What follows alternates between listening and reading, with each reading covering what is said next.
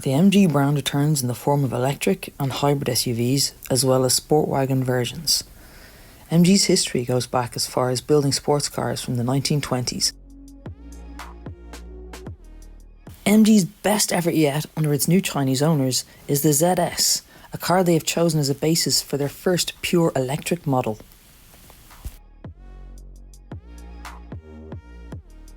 Interior quality and fit out is pretty smart. On the dashboard, it's got a nice soft touch material, the buttons and dials all feel quite nice and weighty, and it's got a nice direct click punch feel from the hotkeys on the dash.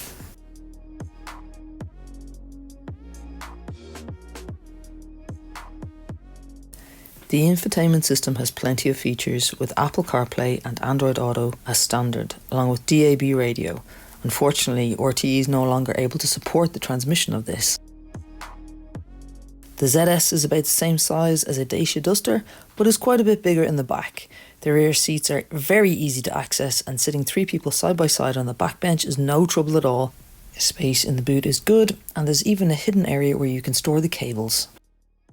It's a truly affordable EV, and a lot more pleasant than some of the competition in this EV sector.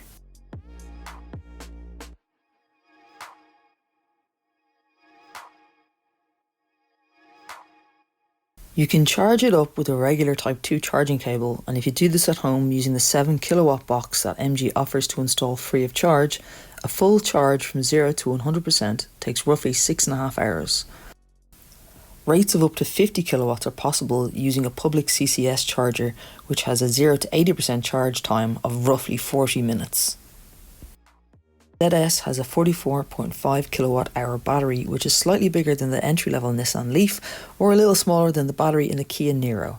Range is approximately 250 kilometers, depending on whether you use a lot of eco, normal or sport modes. The park button is nicely situated on top of the drive mode selector. It's a rotary dial which you can easily cycle between modes. In eco mode, you need to push the accelerator a little bit further down to get any real quick acceleration, whereas in sport mode, it's much sharper. The curves button alters the level of regeneration with levels 1, 2 or 3, adjusting the amount of energy that's fed back into the battery when you slow down. The ZS drives rather nicely on urban roads and handles the motorways with ease, with a little bit of extra wind noise at higher speeds. It's incredibly easy to manoeuvre, and you can easily see around the edges of the car. You've also got a low-res reverse camera to aid in those tight parking spots.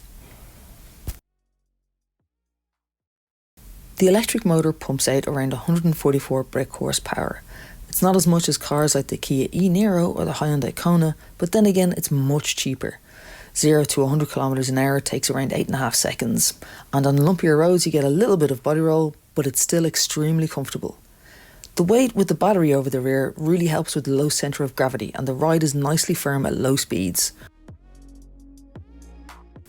Considering the price point, MG has done a really good job, and undoubtedly the most appealing thing about the ZS is its price. It costs from as little as €28,000, and that's in thanks partly to the government grant applied when buying the new EV. The top of the range model brings with it leather seats, heated front seats, with electric seat adjustment for the driver. You do get height adjustment for the steering wheel, but unfortunately there's no reach adjustment. You also get an opening panoramic sunroof, a low-res reversing camera, plus you also get blind spot monitoring and rear cross traffic alert. The MG ZS EV offers a lot of car for the money, with good interior space, a big boot and plenty of standard equipment.